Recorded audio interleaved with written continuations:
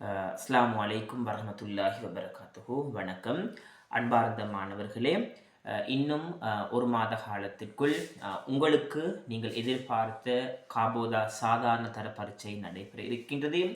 ஒரு வரலாறு பாட ஆசிரியர் என்ற முறையில் மாணவர்களோட வரலாற்று பாடத்திட பெருபேற்றை முன்னேற்றும் ஒரு நோக்கில் வந்துட்டு இந்த காணொளியில் இந்த முறை எதிர்பார்க்கப்படக்கூடிய 2025ஆம் ஆண்டில் எதிர்பார்க்கப்படக்கூடிய பகுதி 2இல் வரக்கூடிய முக்கியமான வினாக்களை நான் இந்த இடத்தில் தொகுத்து வைத்திருக்கின்றேன்.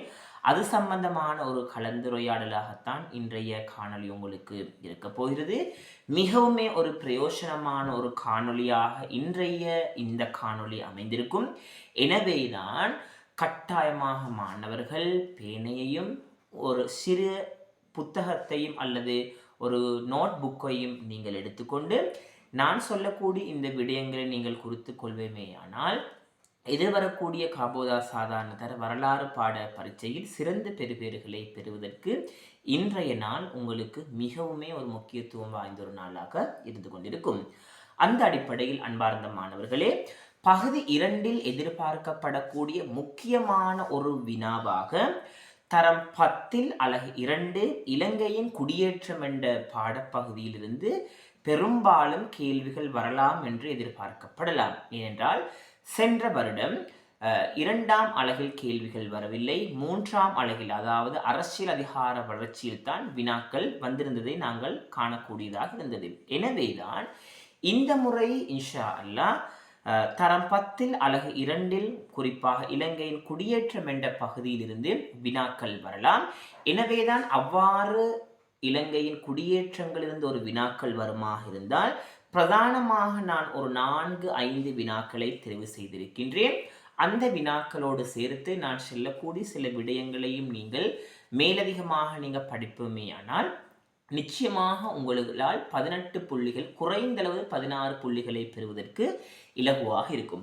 அந்த அடிப்படையில் இலங்கையின் குடியேற்றங்கள் என்ற பாடத்தில் நாங்கள் கற்கின்ற பொழுது 3 பிரதானமான காலகட்டங்கள்: வரலாற்றுக்கு முற்பட்ட காலம், முன் வரலாற்று காலம், ஆரம்ப வரலாற்று காலம். எனவேதான் இந்த 3 காலகட்டங்களையும் நீங்கள் ஒரு அட்டவணை மூலம் இதனை நீங்கள் பிரித்து கொண்டால் மிகவுமே தெளிவாக விளங்கக்கூடியதாக இருக்கும். வரலாற்றுக்கு முற்பட்ட காலத்தில் ஒரு கேள்வி ஒன்று வருமாக இருந்தென்றால் வரலாற்றுக்கு முற்பட்ட கால காலநிலை வலயங்கள், கரையோர வட்டவெளிகள், தாழ்நில ஈரவலய குகைகள், தாழ்நில உலர்வலய குகைகளிலிருந்து மேற்படி வினாக்களிலிருந்து ஒரு வினா ஒன்று வருவதை எம்மால் எதிர்பார்க்க முடியும். வரலாற்றுக்கு முற்பட்ட காலத்தில் பிரதானமான 5 தலைப்புகள்: வாழ்க்கை முறை, உணவு பழக்கம், தொழில்நுட்பம், சடங்கு சம்பிரதாயம், உடல் அமைப்பு. இந்த 5 கட்டமைப்பு வினாக்களையும் மாணவர்கள் நன்றாக விளங்கிக் கொள்ள வேண்டும். வாழ்க்கை முறை என்றால் உங்களுக்கு தெரியும், நாடோடி வாழ்க்கை, அலைந்து திரிந்து உணவுகளை பெற்றுக்கொண்டமை. உணவு பழக்கம் தித்தியா மீன், நத்தை, தாவர வகைகள், விலங்குணவுகள் போன்ற விடயங்கள். அதே மாதிரி தொழில்நுட்பம், கல்லாயுதம், கேத்திர கணித முறையாக பயன்படுத்தப்பட்டிருக்குது. வேட்டையாடுவதற்கு, உராய்வதற்கு, வெட்டுவதற்கு போன்ற முக்கியமான விடயங்கள். சடங்கு சம்பிரதாயங்கள், எலும்புகளுக்கு வர்ணம் தீட்டுதல், வளைத்து புதைத்து உடல்களை அடக்கம் செய்தல், அது போன்ற விடயங்கள். உடல் அமைப்பு, பெரிய பற்கள், அகன்ற நாடி, இது மாதிரியான விடயங்கள் நீங்கள் ஏற்கனவே படித்து வைத்திருப்பீர்கள். அந்த வகையில் முன் வரலாற்று காலத்தின் வாழ்க்கை முறை, முன் வரலாற்று காலத்தின் மயான முறை, முன் வரலாற்று காலத்தின் குடியிருப்பின் தன்மை, ஆரம்ப வரலாற்று காலத்தின் குடியிருப்பின் தன்மை, குடியிருப்புகளின் பரம்பலை தீர்மானிக்கக்கூடிய காரணிகள், பொருளாதாரம், ஜீவனோபாய தொழில்கள். இந்த பிரதானமான தலைப்புகள் இருந்துதான் வினாக்கள் வருவதை எம்மால் கூடுதலாக எதிர்பார்க்க முடியும். அந்த அடிப்படையில் நான் பிரதானமாக 4 வினாக்களை மாணவர்கள் முன் சமர்ப்பிக்கின்றேன். பெரும்பாலும் இதிலிருந்தும் வரலாம், வராமலும் இருக்கலாம். ஆனால் மேற்படி அலகுகளை வைத்து நீங்கள் வினாக்களை கட்டாயமாக தெரிவு செய்து கொள்ள வேண்டும். அந்த அடிப்படையில் மகாவம்சம் குறிப்பிடப்படக்கூடிய குலக்கிராமங்கள் இவை. பொதுவாக இப்படியான கேள்விகள் கடந்த காலங்களில் வரவில்லை. வராத விடயங்களை பார்த்து நான் இந்த கேள்வியை தொகுத்திருக்கின்றேன். இலங்கையின் குடியேற்றங்கள் என்ற பாடப்பகுதியில் மகாவம்சம் குறிப்பிடப்படக்கூடிய குலக்கிராமங்கள் இவை. அப்படியானால் சுமணவாபிகாம, விஹாரவாபிகாம, குந்திரிவாபிகாம, கடகவாபிகாம போன்ற குல கிராமங்களை எமக்கு குறிப்பிடலாம். குலக்கிராமங்களை நாங்கள் வந்துட்டு பாபிகாமன சொல் தொகுதியின் மூலம் எமக்கு குறிக்கக்கூடியதாக இருந்து கொண்டிருக்கும்.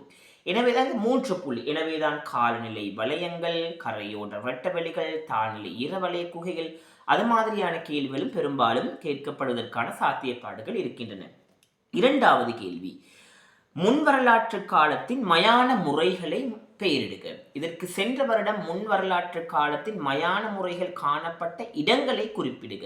இப்போது மயான முறைகள், பரணி மயானங்கள், மெகாத்தலிக் மயானம், கல்லறை ஓட மயானங்கள், அப்படி இல்லாவிட்டால் முன்வரலாற்று காலத்தில் காணப்படக்கூடிய மயான முறைகள் கண்டுபிடிக்கப்பட்ட இடங்களை குறிப்பிடுக. எனவே அந்த விடயத்திலேயும் மாணவர்கள் கூடுதலாக தங்களுடைய கவனத்தை செலுத்துமாறு வேண்டிக் கொள்கின்றேன். 3வது கேள்வி, ஆரம்ப வரலாற்று காலத்தின் பொருளாதாரம், அரசியல் முறைமைகளை 2 விடயங்களை கொண்டு விவரிக்குக.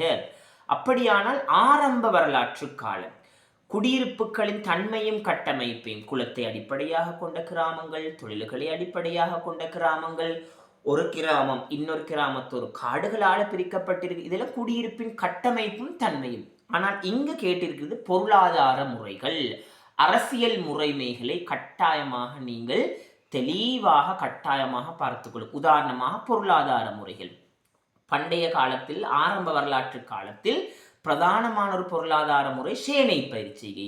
திணை, ஷாமு, எள்ளு, குரக்கன் போன்ற விடயம் கூடுதலாக பயிரப்பட்டதை காணலாம். மந்தை வளர்ப்பு, குலத்தோடு அடிப்படையாக கொண்ட தொழில்கள், மேற்படி விடயங்கள் பொருளாதார முறைகளுக்குள் உள்ளடங்கலாம். அரசியல், ஆரம்ப வரலாற்று காலத்தில் தான் ஒரு குடும்பத்தான் ஒரு ஆரம்ப அழகாக காணப்படுகிறது. இது குறுக்கப்பதி, ககப்பதி என அழைக்கப்படுகிறது. குடும்ப தலைவர்களிலிருந்து கிராம தலைவர்கள் தெரிவு செய்யப்படுகிறார்கள். பருமக்க, அனுராதபுரம், நுறுபுரம் என்று அழைக்கப்படுவது, இதெல்லாம் அரசியல் என்ற ஒரு கட்டமைப்புக்குள் வருவதை நாங்கள் பார்க்கலாம். எனவேதான் நீங்கள் பாடசாலை வெவ்வேறு விதமாக நீங்கள் படித்திருப்பீர்கள். மேற்படி விடைகளையும் வைத்து உங்களுடைய விடைகளை நீங்கள் கட்டாயமாக தொகுத்து கொள்ளுங்கள். இறுதியாக முன் வரலாற்று காலத்தின் வாழ்க்கை முறையின் பண்புகளை 2 விடயங்களை குறிப்பிட்டு விளக்குக. உங்களுக்கு தெரியும், முன் வரலாற்று காலத்தின் வாழ்க்கை முறை நிரந்தரமான வாழ்க்கை. அந்த நிரந்தரமான வாழ்க்கையை உதாரணம் காட்டக்கூடிய இடம் உடரஞ்சாமா மடம். அந்த வீட்டில் கண்டுபிடிக்கப்பட்ட விடயங்கள், எலும்பு கூடுகள் கண்டுபிடிக்கப்பட்டிருக்குது, மட்பாண்ட துண்டுகள் கண்டுபிடிக்கப்பட்டிருக்குது, கல்லாலான இரும்பாலான உலோகங்கள் கண்டுபிடிக்கப்பட்டிருக்குது, பெண்கள் தங்களை அலங்காரம் செய்வதற்கான ஆதாரங்கள் கண்டுபிடிக்கப்பட்டிருக்கிறது, விவசாயம் செய்தார்கள். எனவேதான் இந்த விடயங்களை வைத்துத்தான் முன்வரலாற்று காலத்தின் வாழ்க்கை முறையின் பண்புகளாக நீங்கள் மனமிட்டு எழுதி கொள்ள வேண்டுமான விடயங்கள். அவ்வாறு இல்லாவிட்டால் முன்வரலாற்று காலத்தின் குடியிருப்பின் தன்மை, அதாவது அந்த உடரஞ்சாமா மடம் என்ற வீட்டுடைய அமைப்பு, அதாவது ஷேப்பை தான் நீங்கள் இவ்விடத்தில் எழுதி காட்ட வேண்டும். கூரை இழுக்கு புல்லால் வேயப்பட்டிருக்கிறது, களிமண்ணால் கட்டப்பட்டிருக்குது, மரத்தாலான கதவுகள் பொருத்தப்பட்டிருக்குது. எனவேதான் இந்த விடயங்களை அடிப்படையாக கொண்டு பெரும்பாலும் கேள்விகள் கேட்கப்படலாம். மேலதிகமாக தொழில்களை அடிப்படையாக கொண்ட கிராமங்களவை, செயற்பாட்டின் அடிப்படையில் அமைந்த கிராமங்களவை, இது போன்ற வினாக்களும் பெரும்பாலும் கேட்கப்படலாம். எனவேதான் மிகவும் சுருக்கமாக இந்த 3 காலங்களை நான் உங்களுக்கு தெளிவுபடுத்தியிருக்கின்றேன். அதில் வரக்கூடிய கேள்விகளையும் நான் இந்த இடத்தில் மிகவுமே சுருக்கமாகவும் இலகுவாகவும் உங்களுக்கு விளங்கும்படி நான் இவ்விடத்தில் விளக்கமாக கூறியுள்ளேன். எனவேதான் நீங்கள் இலங்கையின் குடியேற்றங்கள் என்ற இந்த மேற்படி வினாக்களோடு கடந்த காலத்தின் வினாக்களை கட்டாயமாக தேடி பாருங்கள். இன்ஷா அல்லாஹ் இனி வரக்கூடிய காலங்களில், இனி வரக்கூடிய நாட்களில், இன்றைய தினம் இலங்கையின் குடியேற்றம் என்ற காலப்பகுதி மிகவும் சுருக்கமாக 10 நிமிடங்களுக்குள் நான் உங்களுக்கு விளங்கப்படுத்தியிருக்கின்றேன்.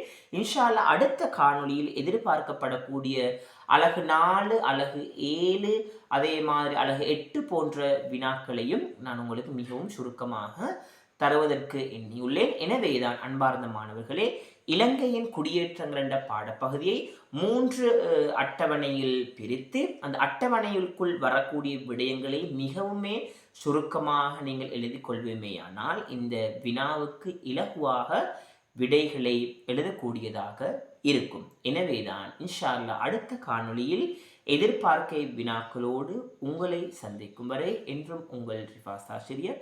நன்றி, வணக்கம். அஸ்ஸலாமு அலைக்கும் வரஹ்மத்துல்லாஹி வபரகாத்துஹு.